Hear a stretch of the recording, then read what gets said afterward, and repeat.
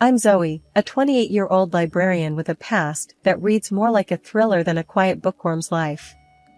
I grew up in a neighborhood that taught me more about survival than any school could. I became a state champion in lightweight boxing and martial arts, not just for trophies, but to stand my ground. They called me Riptide back then, 'cause I was calm until I wasn't, and then I swept everything away. I remember the day I met Alex. It started like any other, with me shelving books and daydreaming between the quiet aisles of the library. But as I left work that day, some wannabe tough guys decided I was an easy target. That's when Alex stepped in, all chivalry and bravado. "Hey, leave her alone," he shouted, stepping between me and them. I rolled my eyes, knowing well I could handle it, but I appreciated the gesture. The thugs laughed. "What are you gonna do about it?" one sneered. Before I knew it, fists were flying. Alex took a hit, and that's when I stepped in. My training kicked in, and within minutes, the thugs were running away, nursing more than their pride. Alex was on the ground, nursing a busted lip. "Wow, that was amazing," he exclaimed, blood and awe mixing in his voice. "I'm Alex, by the way." "Zoe," I replied, offering him a hand up. From that day, we were inseparable. His parents welcomed me with open arms, his mother always saying, "You're the daughter I never had." His father would chuckle, "Well, she's certainly the protector we never knew we needed." But not everyone was a fan. Mark, Alex's younger brother, was different. The first time I met him, he sneered at my job. "A librarian, huh?" he scoffed. "What do you do, read all day?" I shrugged. "And keep the world of knowledge safe for the likes of you." He laughed, a harsh sound. "I prefer my women with a bit more edge." I raised an eyebrow. "Trust me, I've got more edge than you can handle." We left it at that, an uneasy truce between us. But I could tell, this was just the beginning of our story, one that would challenge me in ways I never expected. I went home that night, the house quiet except for the sound of Alex cooking in the kitchen. The smell of spaghetti wafted through the air, a simple pleasure after a long day. "You wouldn't believe the day I had," I started, but he turned, a smile wiping away any fatigue. "Let me guess, another round with the encyclopedia set?" "Something like that," I laughed. We settled into our routine, a peaceful life punctuated by the echoes of my past. I didn't know then how much my old life would come crashing back into my new one, but for now, I was content. I had found a new beginning, a chance at a life I never thought I'd have. First Alex's father passed away, then his mother fell asleep and did not wake up. After the dust had settled with Alex's parents passing, we found ourselves navigating a new normal. They had left us a small, cozy house in a decent part of town, while Mark ended up with an apartment across the city. It seemed like things might calm down, but that was wishful thinking. I remember the day Mark showed up unannounced with his new wife, Lisa. She was a whirlwind of attitude and ink, her tattoos trailing down her arms like battle scars. I was in the middle of sorting through some old boxes when they barged in. "Hey, look what the cat dragged in," Mark announced with a smirk. Lisa stood behind him, chewing gum loudly, her eyes scanning the house like she owned the place. "Nice digs you got here," Lisa said, her voice dripping with a mix of admiration and disdain. I stood up, wiping my hands on my jeans. "Thanks, we like it. And you are?" She laughed, a harsh, barking sound. "I'm Lisa, Mark's better half. And by better, I mean way better." I couldn't help but chuckle. "Well, Lisa, welcome to our home. Just try not to break anything, including Mark." Mark rolled his eyes. "Always the joker, huh, Zoe? But seriously, this place is way too nice for a couple of bookworms. You should see the dump we're in." Lisa chimed in. "Yeah, we were thinking, maybe we could swap, you know? You take the apartment, and we take this little paradise." Alex, who had been quiet until then, laughed. "I think we'll keep what's ours, thanks." The conversation was tense, the air thick with unspoken challenges. Lisa strutted around the house, her every move calculated to intimidate. But I wasn't one to back down. "Listen, Lisa," I started, my voice steady. "This is our home, and you're welcome as family, but don't overstep.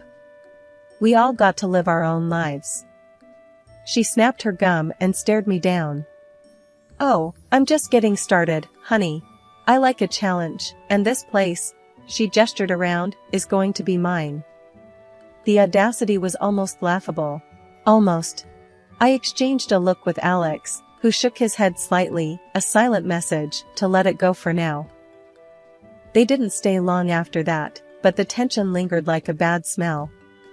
After they left, Alex and I sat down in the living room, the silence between us heavy. "Can you believe them?" I finally said, breaking the quiet. Alex sighed, running a hand through his hair. "Mark's always been a handful, but Lisa, she's something else." "I can handle her," I said, more to myself than to him. "I've dealt with worse." But as the days turned into weeks, and the weeks into months, that encounter marked the beginning of a series of events that would test our patience and our resolve. Lisa's bold claim on our home wasn't just idle talk. It was a declaration of war, and we were right in the crosshairs.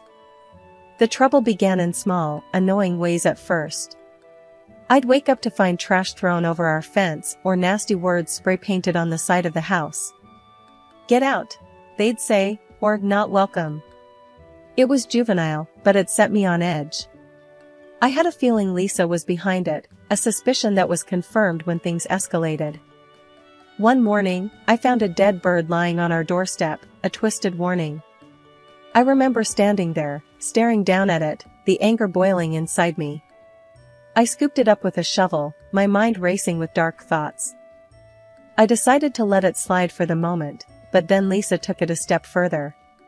She came strutting into the library one afternoon, a smug look on her face. I was reshelving books, and she made a beeline straight for me.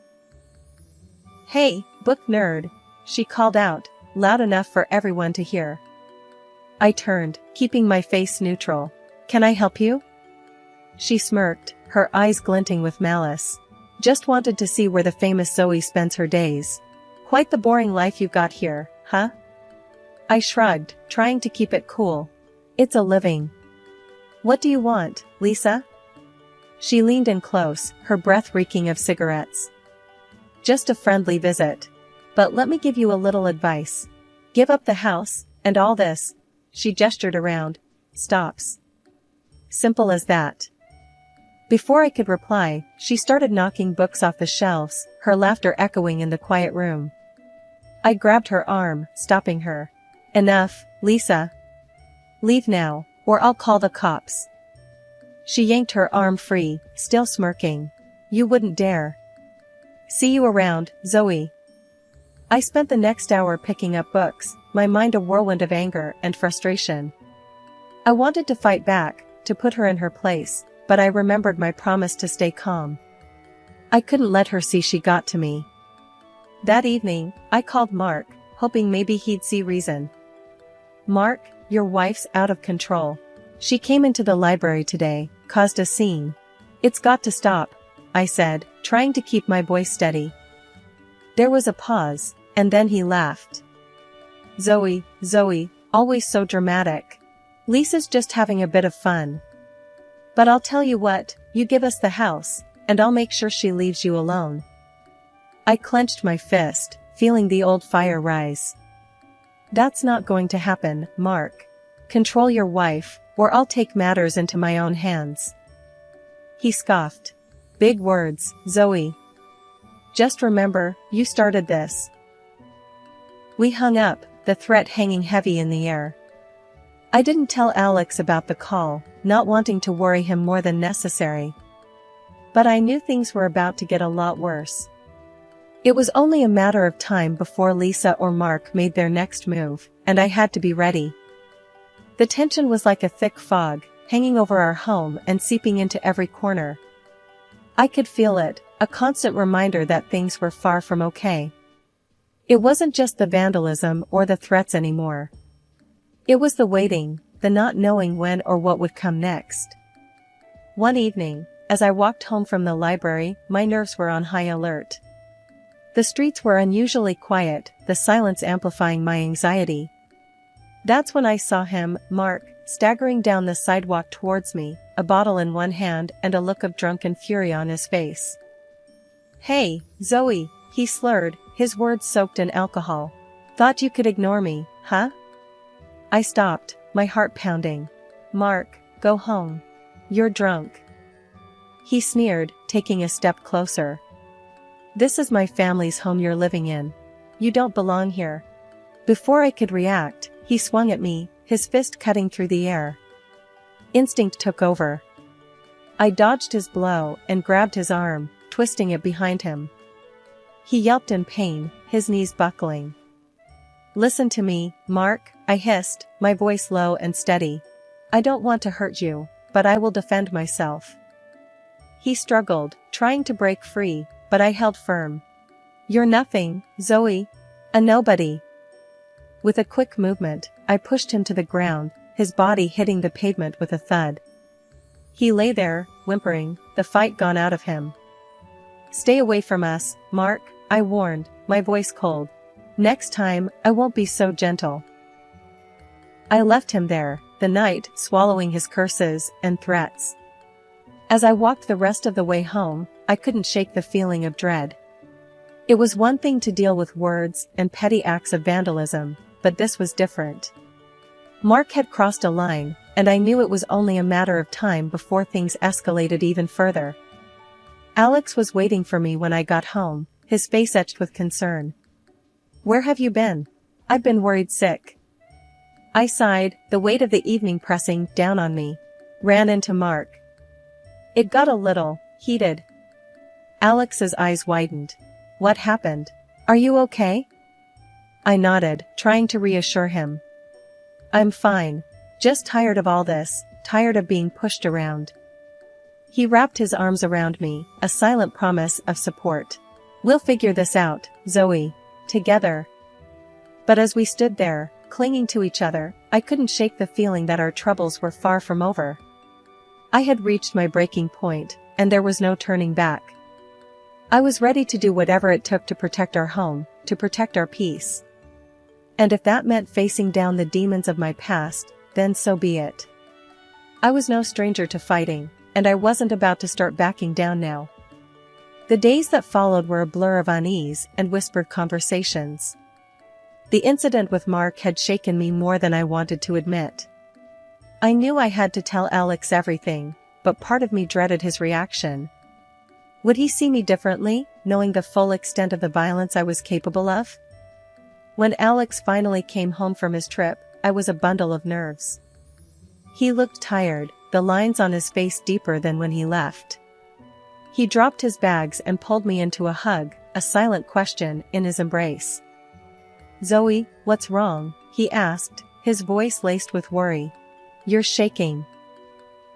I took a deep breath, the words tumbling out. "It's Mark and Lisa. They've been terrorizing us, and it's getting worse." His brow furrowed, confusion and anger mixing in his eyes. "What do you mean? What happened?" I told him everything, from the dead bird to the confrontation with Mark. With each word, I saw the shock and hurt flash across his face. "You've been dealing with this alone? Why didn't you tell me?" Alex's voice cracked, a mix of anger and concern. "I didn't want to worry you, and I thought I could handle it," I admitted, my voice barely above a whisper. He sighed, running a hand through his hair. "Zoe, we're in this together. You don't have to carry this burden alone." I nodded, the guilt and relief swirling inside me. "I know. I'm sorry. I didn't want you to see this side of me. The side that fights, that hurts people." Alex took my hand, his grip firm. "I married you for all of you, Zoe. Your strength, your courage, it's part of who you are. And I love you for it." We talked late into the night, making plans and discussing our options. But underneath the strategy and determination, there was an unspoken fear. What if it wasn't enough? What if Lisa and Mark didn't back down? The next morning, I woke up to the sound of Alex on the phone, his voice low and urgent. I walked into the kitchen, catching snippets of his conversation. "Can't go on like this. We need to take action," he was saying. "I'll call the lawyer, see what our options are." He hung up and turned to me, a determined look on his face. "We're going to fight this, Zoe. Legally, and if necessary, we'll take other precautions. But we're not letting them win." I nodded, the fighter in me rising to the surface. "I'm with you, Alex. Whatever it takes." But even as we banded together, ready to defend our home, I couldn't shake the feeling of dread. Confessing to Alex had lifted a weight off my shoulders, but it also made the threat more real. This was no longer a distant danger, it was at our doorstep, and we were about to face it head-on. The battle lines were drawn, and there was no turning back. The quiet life we had built was about to be tested, and I only hoped that our love and resolve would be enough to see us through. One brisk morning, as Alex and I were enjoying a rare moment of quiet, a loud knock shattered the peace. We exchanged a wary glance before I opened the door. There stood Mark and Lisa, flanked by a group of guys with a rough, gangster edge. Lisa's smug grin told me everything I needed to know. This was her latest attempt to intimidate us, to scare us into giving up our home. "Look what we brought you," Lisa taunted, gesturing to the menacing crowd behind her. I felt Alex stiffen beside me, but I kept my cool. "This isn't going to work, Lisa. You can't bully us out of our own home." That's when the unexpected happened. The apparent leader of the group, a broad-shouldered guy with a commanding presence, stepped forward and burst out laughing. It wasn't the reaction any of us were expecting, least of all me. "Zoe? Is that really you?" he exclaimed, his laughter subsiding into a wide grin. I squinted, taking in his features, a flicker of recognition igniting in my mind. "Danny? Danny Coleman?" The rest of the group looked on in confusion as Danny nodded, still grinning. "In the flesh. Can't believe it's you, Riptide." The old nickname sent a shockwave through the crowd. I saw the change in their eyes, the way their posture shifted from hostile to respectful. Lisa and Mark were visibly taken aback, the confidence draining from their faces. Danny turned to the group, his voice loud and clear. "Folks, you might not know this, but Zoe here is a legend. We grew up in the same neighborhood, saw her fights. Trust me when I say, she's not someone you want to mess with." The murmurs of acknowledgement and nods of respect were almost surreal. Here I was, facing a potentially dangerous situation, and suddenly I had an advocate in the most unexpected form, a former classmate turned gang leader. Danny addressed Lisa and Mark directly, his tone serious. "You two got it all wrong. Trying to bully Zoe out of her house? That's not going to fly, not with me here." Lisa's voice was barely a whisper, her bravado gone. "But, this is supposed to be our house. We deserve it." Danny shook his head, the finality in his motion clear. "You don't deserve anything by terrorizing people, especially not someone like Zoe." He turned back to me, his expression softening. "Look, I know we've had our differences in the past, but no one messes with you. Not on my watch."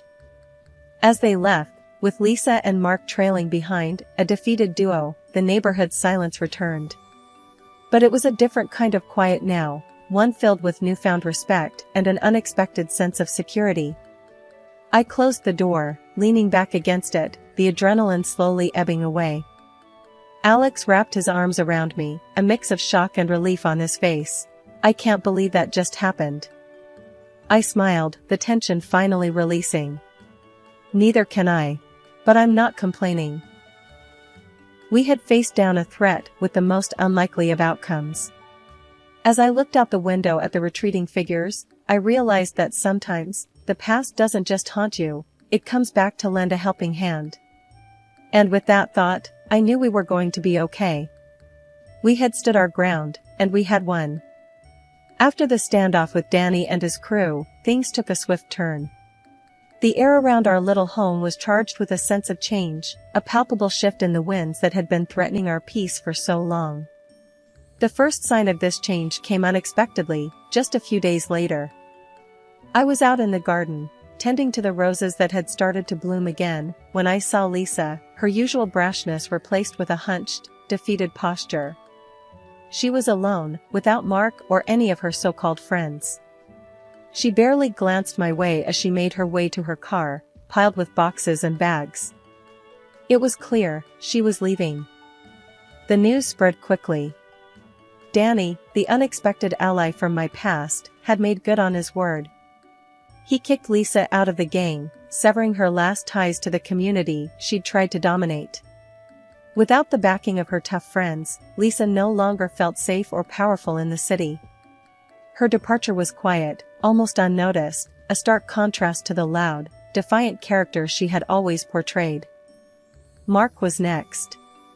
He came by a few days after Lisa's departure, his car filled with the last of his belongings. He stopped by our house, a hesitant figure at the end of our driveway. I went out to meet him, curious about what he had to say. "Zoe," he started, avoiding my eyes. "I'm leaving too. Sold the apartment. It's time for a fresh start, somewhere far from here." His voice was soft, lacking the harsh, mocking tone I'd grown used to. I could see the toll the recent events had taken on him, the realization of his mistakes finally dawning on him. "Mark," I said, my tone neutral, "I hope you find what you're looking for. And I hope you learn from all this." He nodded, a small acknowledgement of the chaos he'd helped create. "I'm sorry, Zoe, for all the trouble. I was wrong." With that, he got into his car and drove away, leaving behind the neighborhood, the conflicts, and a trail of regrets. The street that had once felt like a battleground was quiet again, the tumultuous chapter of our lives coming to a close. Inside, Alex and I watched from the window, a sense of surreal relief washing over us. "They're gone," I said, almost in disbelief. "Just like that." Alex wrapped his arm around my shoulder, pulling me close. "It's over," he whispered. "We can start to move on now." As we looked out at the quiet street, the setting sun casting long shadows over the houses, I felt a deep sense of gratitude for the unexpected turn of fate that had led us here. The day Lisa and Mark left, the neighborhood seemed to breathe a collective sigh of relief. It was as if the air itself was lighter, fresher, and filled with new possibilities. Alex and I found ourselves in a surreal kind of calm, the kind you only notice once the constant noise has gone. One evening, as we sat on our front porch, the last rays of the sun dipping below the horizon, I broke the comfortable silence between us. "Can you believe it's over?" I asked, my voice a mixture of wonder and relief. Alex looked over, a gentle smile playing on his lips. "Honestly, no. It feels like we've woken up from a bad dream." I chuckled, the sound more heartfelt than it had been in months. "A really bad dream. But, hey, we're awake now."